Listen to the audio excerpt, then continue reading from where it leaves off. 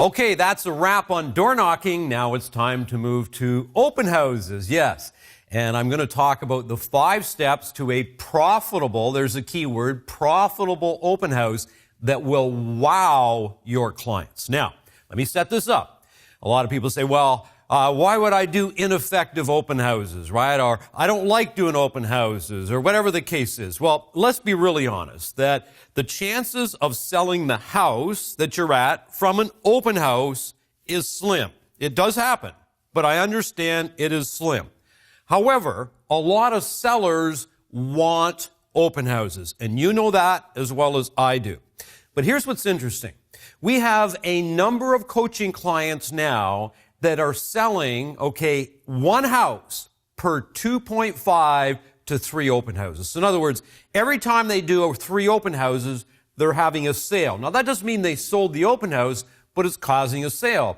But something else you need to understand is 57% of all of the people that come through an open house are not actually buyers. They're people that live in the neighborhood that are sellers. Now, would you like to meet those people? So, will it cause the house to sell? On occasion, but let's face it, not that often.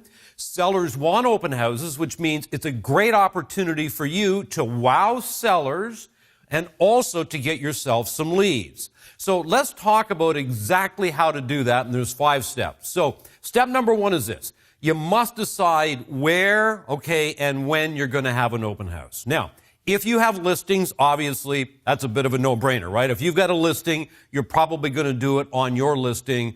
But a lot of people don't have listings. A lot of people that want to start to grow their business, they're more working on the buyer side of the business. They would like to move to the listing side of the business, and we'll talk more about that in another module. So what you might want to do is you might want to go to other agents, the more experienced agents that have a number of listings, and they don't have time to do open houses, nor do they maybe want to do open houses, which is fine, and you can help them out and wow their sellers while at the same time gaining access to a lot of great leads.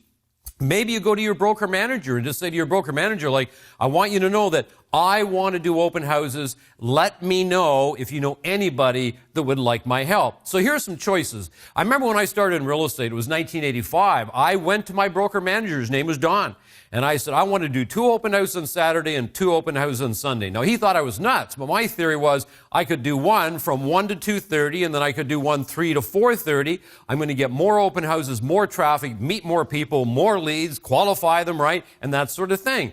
And of course, maybe I was a little ambitious, but he got me all kinds of open houses. So what you want to do is you want to go to your own listings first, go to other agents second, go to your broker manager, and maybe what they can do is they can help you with that. So the 4 criteria, I'm going to call it, for the ideal open house. Now, you might not have a lot of choices if you're going to other people, but if you do have choices, here's what you're looking for. You want mid-level price range, because you're going to have more traffic in sort of a mid-level, or even a lower price range is fine as well. But the higher price range you get, probably the less traffic you're going to have. Also, the higher traffic area, the better. Obviously, the more people that are driving by that open house, the more people are probably going to stop in for a little visit, which is great. But also, you want to have turnover, like I talked about in door knocking. So look at the area, and you want to have an area that has about 5%, which is relatively high, right? Or above that. 4% is okay, but if it's a 1 or 1.5% turnover, well, guess what? Probably you're not going to get as much traffic in that area. However, on the flip side, to be honest, when it doesn't have a lot of turnover and there's a listing, maybe a lot of people want to come and see it. So just give all of these factors some consideration. And the other thing, let's face it, you need it to be in good condition, right? You want to do an open house, and it's better if it has furniture, it's not an empty house, all those sort of things. But I'm sure you know that already. So let's move on to step number 2. It's called design the experience in advance. Now, my theory here is if you're going to do an open house, let's turn this into an event, okay? Let's turn this into a party. Let's get lots of people there, and I'll talk about marketing in just a moment. But think about the first-time buyers, or maybe even second-time buyers that are coming through an open house. They're a younger generation. And they wake up on the weekends, and what do they often do? They want to go out, and they don't want to get tied up with an agent right now. They just want to go out, and they want to check out open houses. And I believe this. I believe that the way you do an open house is a great opportunity for people to see what a powerful marketer you are. So if you're a great marketer, they might want to list with you. They might want to engage and buy with you as well. But if they walk into an open house and you're sitting watching a football game or television or something like that, probably not the reputation or the impression you want people to have. But if they see you did an incredible open house, they're going, wow, maybe we need to talk to this person. So let me give you some ideas. There's probably 3 phases that we should consider.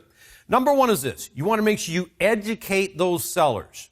You want to send them an email, have a conversation with them, and let them know exactly what they have to do to prepare this home. You want it clean, you want it tidy, you want no clutter.